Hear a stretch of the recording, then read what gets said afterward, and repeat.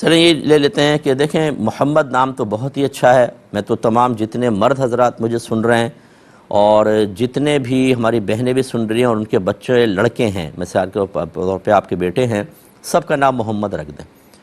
ضروری نہیں کہ ڈاکومنٹس میں آپ چینج کریں، یہ ڈاکومنٹس تو اب سٹارٹ ہوئے ہیں. نبی کریم صلی اللہ علیہ وسلم کے دور میں کون سے ڈاکومنٹس تھے؟ نام رکھے جاتے تھے.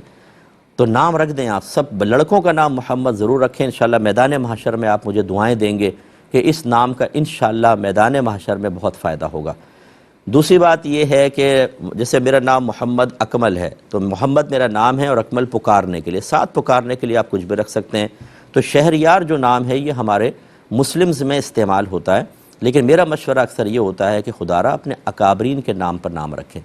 صحابہ کرام علیہم الرضوان، اہل بیت اطہار کے نام پہ نام رکھیں. اولیاء عظام، بڑے بڑے جو علماء گزرے ہیں، مجتہدین گزرے ہیں، ان کے نام پر نام رکھیں. اس کا فائدہ یہ ہوتا ہے کہ جب آپ نام پکارتے ہیں بچے کا تو انتقال ذہن فوراً اکابرین کی طرف جاتا ہے، تو ہمارے ذہنی لحاظ سے اکابرین کے ساتھ تعلق اچھا مضبوط رہتا ہے.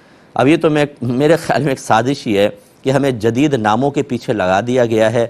ایک وقت ایسا آئے گا کہ ایسے نام تبدیل ہو چکے ہوں گے کہ نام سن کے کوئی نہیں جان سکتا کہ یہ مسلمان کا بچہ ہے کس کا ہے، اور بالکل اکابرین کی طرف ذہن نہیں جائے گا. ایسے الٹے سیدھے نام مجھ سے رات دن پوچھ رہے ہوتے ہیں، اور اس طرح دیگر علماء سے پوچھ رہے ہوتے ہیں کہ جن کا نہ کوئی سر ہے نہ کوئی پیر ہے، لیکن انفرادیت، کوئی جدیدیت، نئی چیز، تاکہ لوگ سن کر کہیں یار نام بڑا اچھا رکھا تم نے، بس تعریفات ہو جائیں ہماری، باقی کوئی بینیفٹ ملے نہ ملے، بچہ برکات سے محروم رہے یا اس کو برکات حاصل ہوں، اکابرین سے تعلق نظر آئے یا نہ آئے.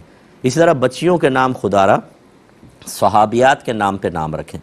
ان کے نام ایسے رکھیں گے، جب نام لیں گے آپ صحابیہ کا، میمونہ بچی کا نام رکھیں، جویریہ رکھیں، بریرہ رکھیں، عیشاء رکھیں، حضرت یحییٰ علیہ السلام کی والدہ کا نام تھا.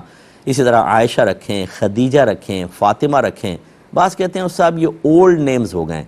اچھا جی، تو اللہ تبارک و تعالیٰ تو قدیم ہے، تو کیا اللہ کو چینج کر لیا جائے؟ معاذ اللہ، قرآن پاک 1500 سال پہلے نازل ہوا، کیا اس کو تبدیل کر دیں؟ ہمارے نبی کریم صلی اللہ علیہ وسلم 1500 سال پہلے تقریباً جلوہ افروز ہوئے، کیا نبی تبدیل کر لیا جائے؟ اگر مرد کو ایسا کہتا ہے اس کی زوجہ بھی اولڈ ہوگی، میرے خیال میں کافی عرصہ ہو گیا 30-40 سال، تو کیا بیویاں بدل دیں یا عورتیں طلاق لے کے نیا شوہر سے شادی کریں؟ کسی چیز میں ہم جدیدیت نہیں دیکھتے. نام کے اندر یہ قدیم، ارے قدیم کو چھوڑ دیجئے.